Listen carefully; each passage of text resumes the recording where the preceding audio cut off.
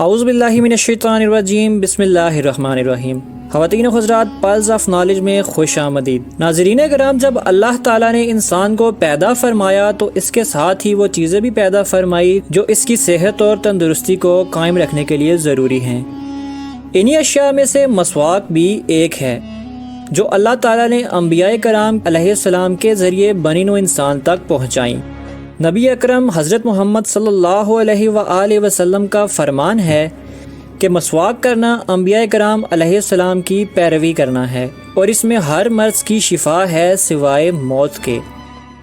خواتین و حضرات، جو بات 1400 سال پہلے ہمارے پیارے نبی صلی اللہ علیہ وآلہ وسلم نے بتائی ہے، آج سائنس اس کے بارے میں کچھ یوں کہتی ہے کہ انسان کے منہ میں کچھ ایسے جراثیم بھی ہوتے ہیں جو برش اور ٹوتھ پیسٹ استعمال کرنے سے ختم نہیں ہوتے، بلکہ ان کو صرف مسواک سے ہی دور کیا جا سکتا ہے۔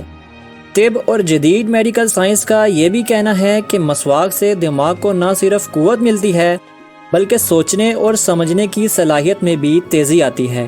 خواتین و حضرات، ڈاکٹرز کہتے ہیں کہ ان کے بعض ایسے مریض ہوتے ہیں جو کانوں کے ورم، پیپ اور دانتوں کے درد میں مبتلا ہوتے ہیں، اور مہنگے سے مہنگا علاج کرانے کے باوجود انہیں تکلیف سے نجات نہیں ملتی۔ جب اچھی طرح ایسے مریضوں کی تشخیص کی جاتی ہے تو معلوم ہوتا ہے کہ ان کے مسوڑوں میں پیپ پڑ گئی ہے اور سارا منہ تعفن سے بھرپور ہے۔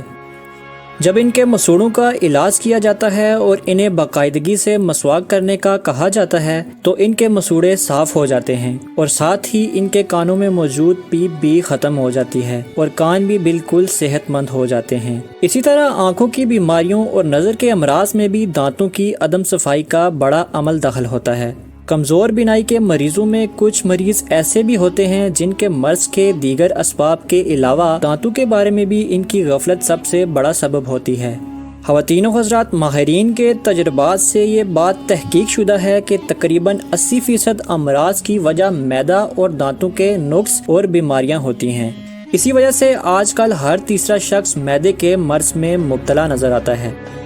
خواتین و حضرات، تحقیق و تجربات سے یہ بات ثابت ہو چکی ہے کہ جو ٹوتھ برش ایک بار استعمال ہو جائے، اس میں جراثیم کی تہ جم جانے کے باعث دوبارہ استعمال کرنے سے صحت کو نقصان پہنچتا ہے۔ پانی کے استعمال سے بھی وہ جراثیم ختم نہیں ہوتے اور اپنی نشو و نما کو جاری رکھتے ہیں۔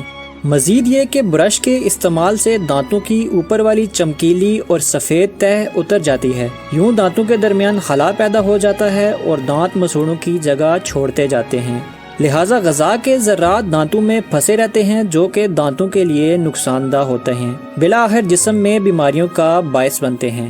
اسی لیے ان تمام مصیبتوں سے بچنے کے لیے سنت نبوی صلی اللہ علیہ وآلہ وسلم پر عمل کیجیے، اور مسواک جیسی نعمت کو صبح و شام متواتر استعمال کیجیے اور اپنی تندرستی کو قائم رکھیے۔ ناظرین کرام، مسواک ایک اینٹی سیپٹک کا کام کرتی ہے جس کے استعمال سے آپ کے منہ میں موجود تمام بیکٹیریاز کا خاتمہ ہو جاتا ہے۔